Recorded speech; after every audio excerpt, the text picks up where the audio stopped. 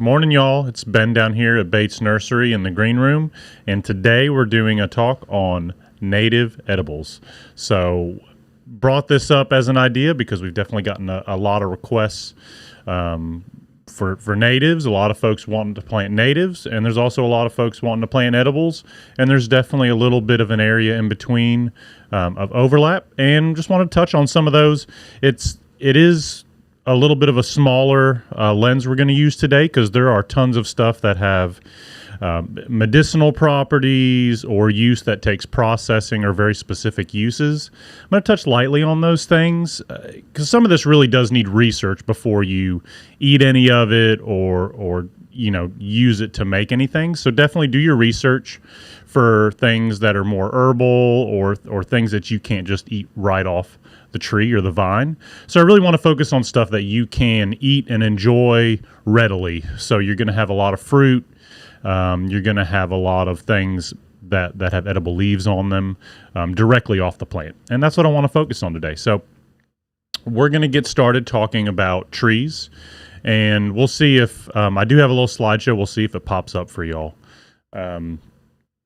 Because I can't see it here on my screen. First, we're going to talk about edible trees, and I was going to talk about... Oh, not on there? There we go. There it is. There it is. Okay.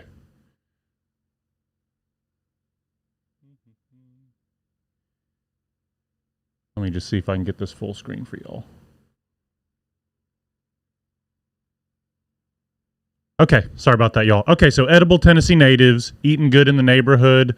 We've got a lot of awesome plants home right here in Tennessee. You know, we're in kind of a sweet spot for a lot of plants that grow and that can go through a deciduous winter cycle and then produce a lot of fruit the next year.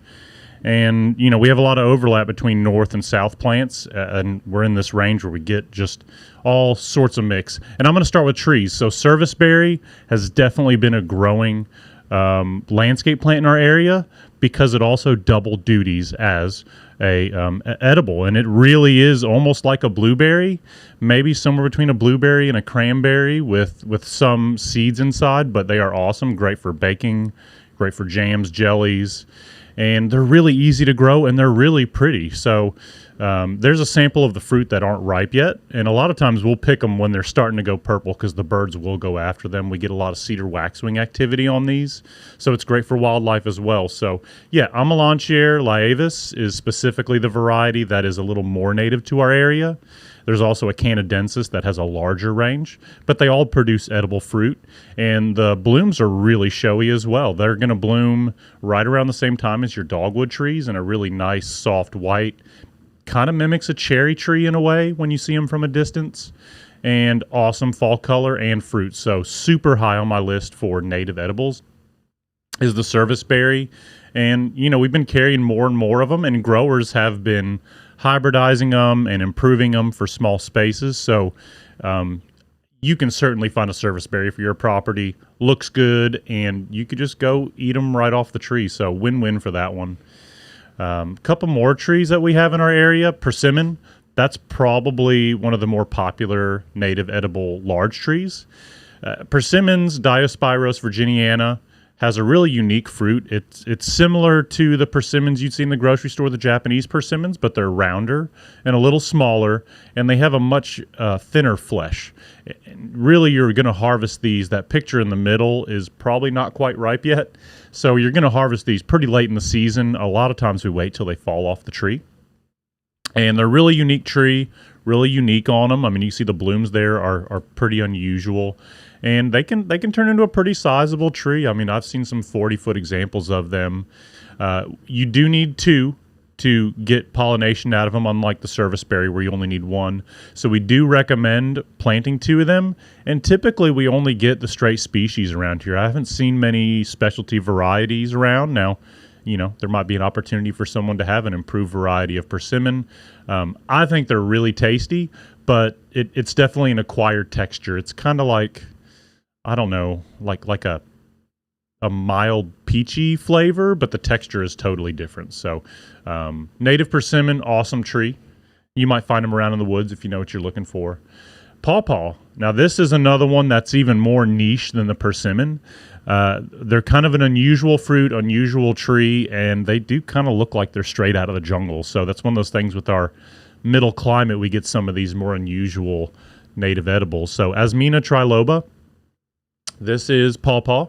And, you know, you hear a lot of this more in older generations talking about it as custard apple. And if you look at that fruit, it does have kind of more of a custardy, kind of soft texture to it. And I would say it's not really as mild as, say, a papaya, but real similar in kind of texture and flavor profile. So kind of cool. You don't really see them for sale much anymore. I feel like I've seen them for sale a couple of times at markets, but not very often. So kind of cool. If you can get a pawpaw, try one. I think it's worth a plant just as much for habitat as it is for the fruit. And look at that unusual flower. I mean, that thing is really unusual. It looks a lot like a corpse flower, that jungle flower. And in fact, it does have a very strong, they call it a fetid odor. It smells like garbage. It really does. And there is some old anecdotes of stories of people hanging carcasses and roadkill from these trees just to attract extra pollinators to them, because these are pollinated by flies versus as much bees and stuff like that. So you get more flies and things that feed on dead material, and that's the pollinator for this plant. So kind of cool, kind of unusual. We definitely carry pawpaw, not as many as persimmon, but you know, I think it's worth a grow, especially just for diversity. It's really unusual, really different. If you get the fruit, I mean, it's a cool experience. So pawpaw, Asmina triloba. Those are the main big trees. I do have mulberry in here in a minute. It's kind of a bush or a tree, depending on how you grow it. Depending on the region where you live, you also might find a pawpaw festival near you where you could try this fruit. Yeah, no, I don't know of any in Nashville. There's some in Indiana and Kentucky. Okay, yeah. So, I mean, it's still a big range. You know, you see them further north. I would like to go to one of those because I've probably only ever had one pawpaw in my life, or at least one that I thought was edible. Same. Some of these fruits you have to be a little careful harvesting yourself. If they're not ripe enough, they can be really astringent or just not taste good. So don't let one that you foraged put a bad taste in your mouth, because it may just not have been ripe yet. So if you can find a festival, they'll probably have them prime time, just like, you know, peach festivals. So blueberries. So I've got blueberries on the table. We're going to switch to bushes a little bit. I think there's probably even more bushes than trees around here. And I know I'm not going to be able to touch on all of it. So, you know, definitely go out there and you can look and see all sorts of weird things, lots of odd berries that we don't carry as much here at the nursery. But blueberry is another one of those multifunctional plants. They're good to eat right off the plant, and they're good for habitat, and they're really pretty in the landscape. I mean, blueberry makes a really nice hedge. And good fall color and good shape to them. So you kind of get a double duty landscape, so your space can do multiple things for you. Here's a blueberry, and a lot of these are hybrids. So Vaccinium coriambosum is the most native to our range as far as blueberries. A lot of people call it northern high bush. I mean, I've heard southern high bush as well on them. But the coriambosum is more native, and a lot of ours are hybrids that we have here. But here's a bushel and berry one. This one's called Blueberry Buckle. Now, this is a hybrid, and the reason they hybridize these is to get them more compact and self-fertile. So they really can do well in a container or a patio garden where you base for a whole pad of blueberries. You could just do one of these bushel and berries, and you should get production.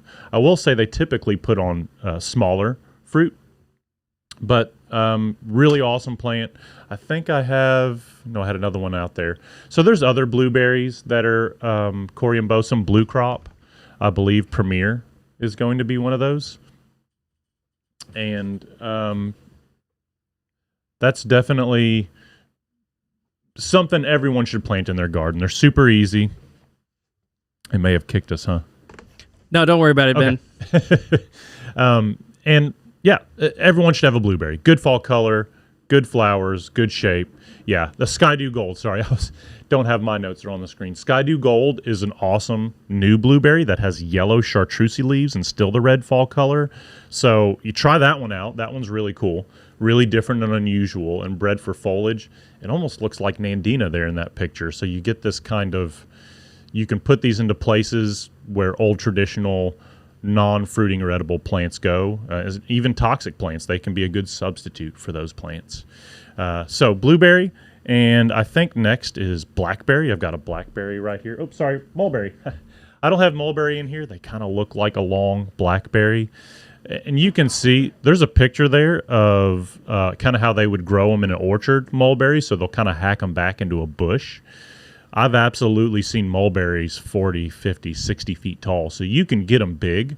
They are a little bit messy in that they're going to produce a ton of fruit, which is great for wildlife, but it can be a little troublesome near like a driveway or a walkway. So mulberry is definitely one of those field trees that you let get big.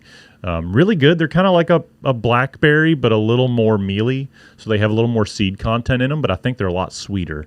So you can make mulberry jam. Birds like cedar waxwing love them, so they're a good pull for bird watchers, and they're just cool trees, super easy. I mean, honestly, they grow like a weed. Is probably the only downside is they are going to grow too well in a small space, so give them room. Mulberries are awesome. I've seen people tie weights to the branches to keep them low so you can harvest them, but a really cool, really unusual leaf as well, easy to identify. So that's red mulberry. Blackberry, that's got a little ahead of myself. So blackberry, the blackberry that truly is native is Rubus occidentalis. A lot of people call it black raspberry, which is what that picture is. We don't get black raspberry as much as we do hybrids of them. But black raspberry is delicious. And if you can get the straight species, I definitely recommend planting it. The reason they hybridize them is for either a longer harvest season, a longer fruiting season, and just so that they don't go quite so crazy and they take the thorns off of them, because Rubus occidentalis and wild blackberries can get a little out of control in a space, and they can definitely spread and get large. So that picture up top is a black raspberry, kind of in a woodland setting, and they can be very prolific. You can use it as a barrier plant, or I kind of like it as a property edger. A lot of wildlife won't go through them with thorns. But easy picking. I mean, the birds will get them, but you'll definitely be able to get a lot of them. I just like them because you can graze these plants through the season, and you can just go out and actively eat them. And it's a really nice experience. I do have one on the table here. This is Wachita. It is a hybrid, so here comes into the native and cultivars of natives. This is a cultivar of the native, but it's thornless, so you're not going to have to worry about the thorn, and it's generally going to produce bigger fruit than your straight species. So I still think it's a good addition, even if it's not the straight species, and we do get a lot of these hybrid blackberries. In fact, most of them are. The raspberries even more so. We get a lot of European raspberries, but a lot of the blackberries are hybrids of our native. And I think it's worth a grow even if it's not the straight species, because you're still going to feed the wildlife. There's still going to be habitat, and they're still going to have really good fruit. And you don't have to worry about getting pricked by it. I mean, these are absolutely smooth. And if you've ever been around wild blackberries, they will eat you up. So this is Wachita. There's a few more varieties that are named after native. There's Primark is a really awesome variety. Now that one has thorns on it. One of my favorites. I love raspberries, but blackberries are definitely a little more of a Tennessee thing than your raspberries. Okay, I also have a slew of other plants. I don't think I have any more shrubs on here. Yeah, so bushes that need processing before eating. And, I'm reluctant to say, hey, go out and eat everything right off the plant, because some things, either going to upset your stomach, or, they just need to be cleaned a little bit before you can actually eat them off the plant. And there's definitely a huge list of these, but these are the ones that are a little more readily available and I think easier to eat. Caroline, our houseplant queen in there, definitely recommended Opuntia, so that's prickly pear. And we do have a more native prickly pear that tends to lay over, has a lot of prickers on them. But then you can also go with thornless prickly pear, which is just a different variety from the native, and they should all produce fruit, and they get these nice purple fruit on them. You can get prickly pear juice in the store. It's kind of got a nice light sweetness to it, maybe kind of like passion fruit, and they're really cool, really pretty on the plant. A lot of them have thorns if you have, a non-thornless prickly pear, and getting that thorn out of the fruit can be a little bit time consuming, and you do need to sieve out all those thorns so you're not getting little pricklies in your mouth when you're eating them. But prickly pear, that's a really cool, unusual, likes an arid environment native, and a lot of people think they're native more to the Southwest, but definitely here in Tennessee, native. Aronia, which I have one over here, there's one called, I believe it's Snowfire, and that is chokeberry. And Aronia puts these really pretty dark berries. They start from red and they turn to black, and they'll load them up. Birds love them. They're actually not horrible to eat right off the plant. They're a little bit tart and astringent, so most people like to cook down chokeberry before they eat it, and you really don't want to eat a lot of it. Birds will eat it fresh, but they have a little different stomach than we do.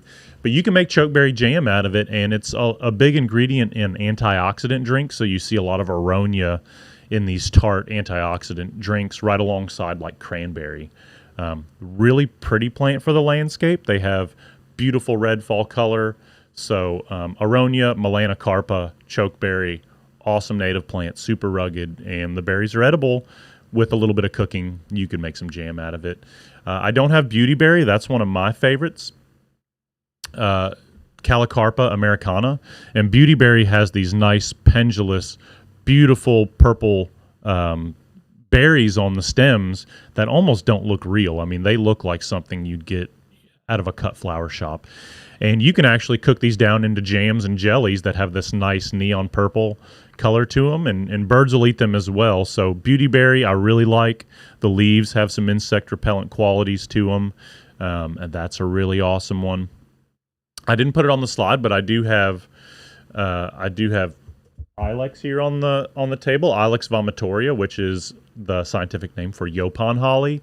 This one's actually going to be a male, so this one won't produce, but we do get female Yaupon hollies, and they produce a blackberry, which is technically edible, but it's really not palatable for us. But the birds love them, and the leaves have an edible quality to them, more as like a tea sort of thing. But the name alludes to stories of the natives making a black tea out of these, which was just basically over steeping the tea. And there is a caffeine content to these leaves. Now, if you were to do that, it would make you very sick, and that was kind of the point.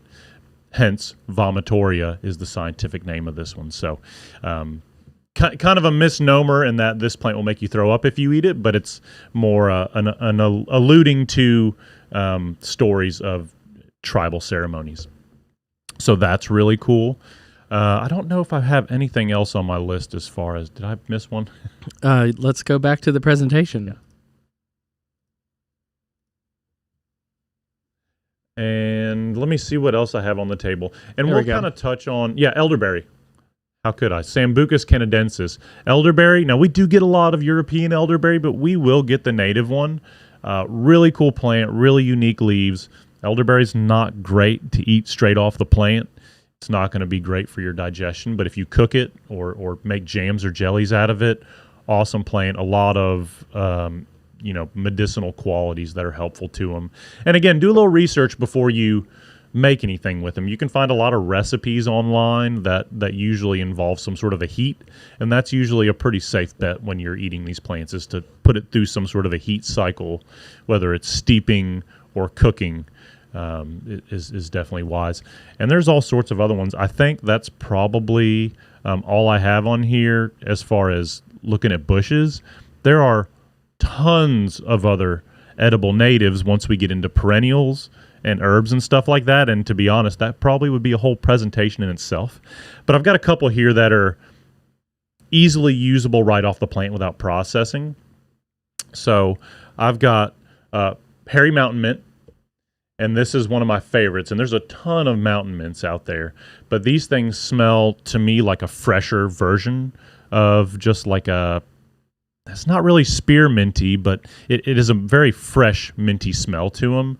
And this is part of the American Beauties, which is awesome because they're all straight species.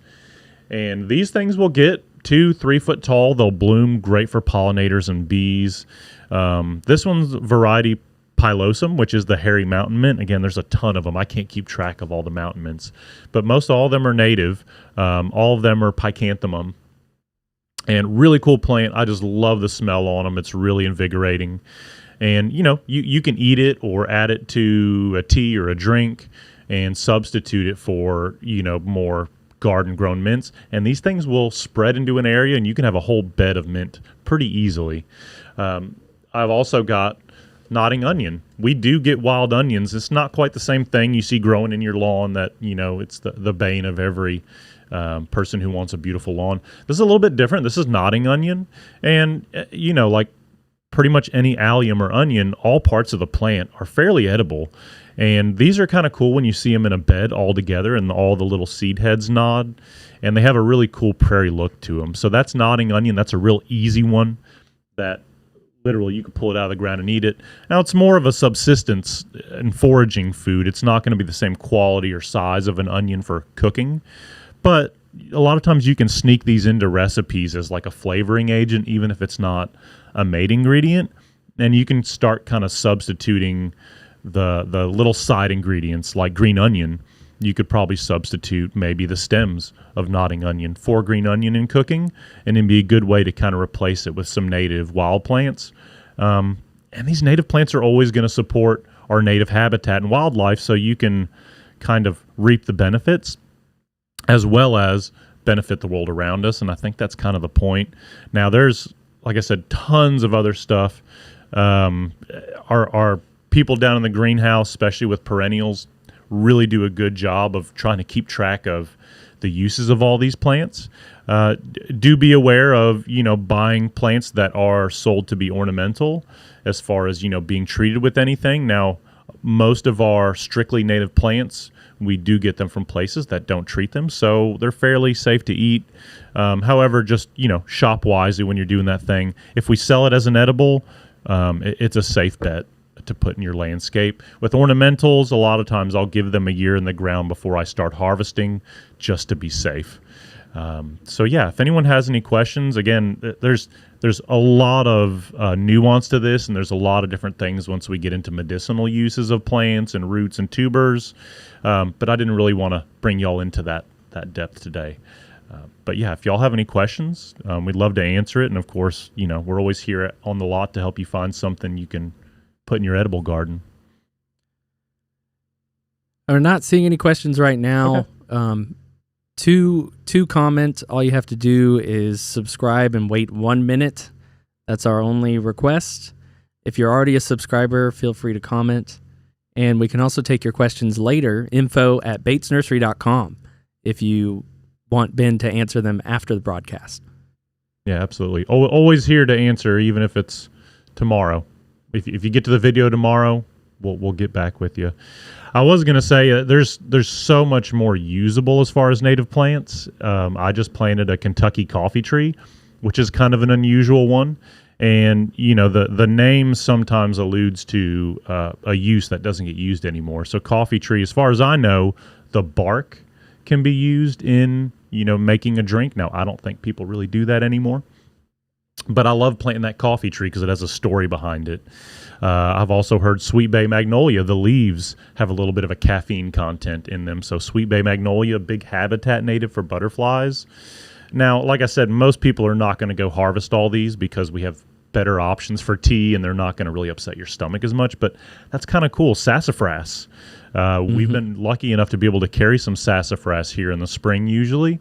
And sassafras, I mean, if you just smell the leaves and smell the roots, you can smell that smell of sarsaparilla, what they used to put in root beer. Now, there's a reason they don't put sarsaparilla in root beer anymore, but it's really cool to be able to enjoy the fragrance. Even if we're not eating it, we know that there's a lot of joy we can get out of these natives. So it's like native edibles and enjoyables. What is the plant behind you, Ben? Oh, this is persimmon. Of course, That's we're going to be looking at a lot of sticks this time of year, but this is a native persimmon. Like I said, we've been lucky enough to be able to get a lot of persimmons in the past few years, and it's an awesome plant, especially because you should probably plant two. Sometimes we'll plant one and see how it goes. But the fruit is really good. Yeah. Excellent. Okay, well, I'm not seeing any further questions, so if you want to take it away. Awesome, guys. Yeah, just kind of dipping our toe into edibles here today. Like I said, if y'all have any questions or are curious and want to dig a little deeper, submit a question to us or come out here to the nursery, chat with us. We like kind of digging into new territory or being creative with edible gardens. So here at Bates Nursery, come visit us sometime and have a good day.